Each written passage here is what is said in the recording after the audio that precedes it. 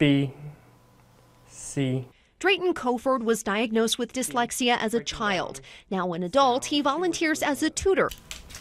Fundamental Learning Center in Wichita helps kids with dyslexia, a disability that has long been misunderstood. What it's not seeing backwards. I think a lot of people think it's like, oh, you see completely backwards. How do you drive? It's not a visual disorder. It's a language processing disorder. They see language differently. Remarkable. They have to spend more time breaking down words into sounds and syllables. Reading doesn't come easy. Everybody kind of made fun of me because I couldn't read, and it was tough. 10-year-old Audrey left the public school system for several years. Her parents wanted her to get specialized help from Fundamental Learning Center. Advocates say many kids with dyslexia are left behind by Kansas schools. Parents expect to go into the school with this diagnosis saying, ha-ha, here we have it. And then the school puts it through a process that can take as much as a year. Barb and Peter Orsi have a now adult son with dyslexia. They've spent years advocating for families as they've struggled to agree with schools on the best strategy to address their children's special needs. A lot of times they put it in this section of the IEP called the parent concerns, and that's a section where it just it's like your miscellaneous drawer in your kitchen. Part of the problem, according to Barb and Peter, is the legal system. They say the 1980 Rowley lawsuit was misinterpreted for years to mean that access to education was good enough.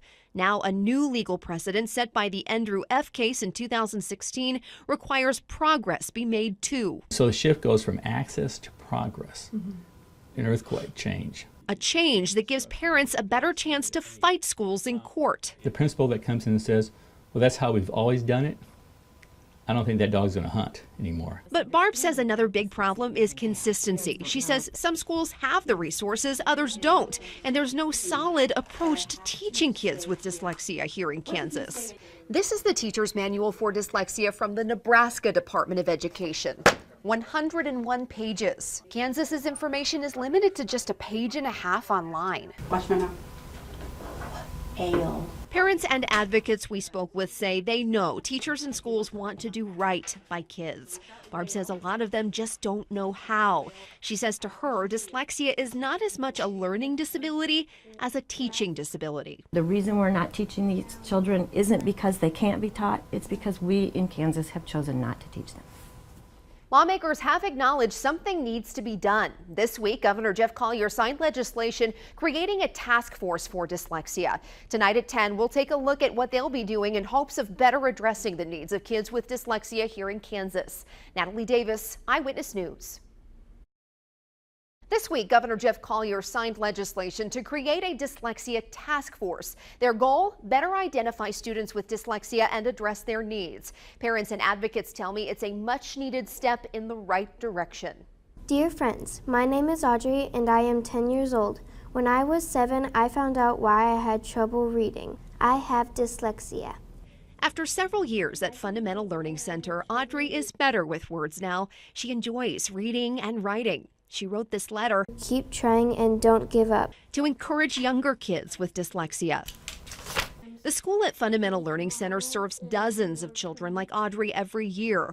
Education advocate Barb Orsi says the Kansas public school system leaves behind many kids with dyslexia. We are a word-based world, and if you cannot read those words beyond your whatever grade level you got to in terms of reading, then you are literally denied access to participating in our culture.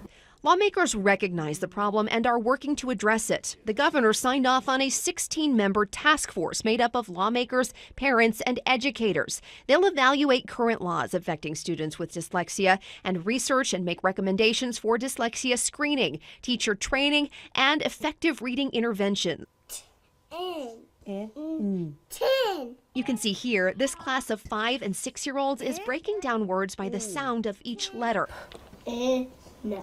Kids with dyslexia can be taught, and advocates say the payoff for everyone when they learn to read could be huge. It would be such a wonderful thing to be able to take them off the special ed rolls and devote more resources to kids with more intensive needs. Audrey will have to leave Fundamental Learning Center to start middle school next year. She says she's nervous, but she'll follow her own advice. If you believe, you will succeed. If you ever feel alone, remember, I am your friend. Love, Audrey. The task force will have to work quickly. They'll meet for the first time in July, and they only have until January of next year to present their findings to the legislature. Natalie Davis, Eyewitness News.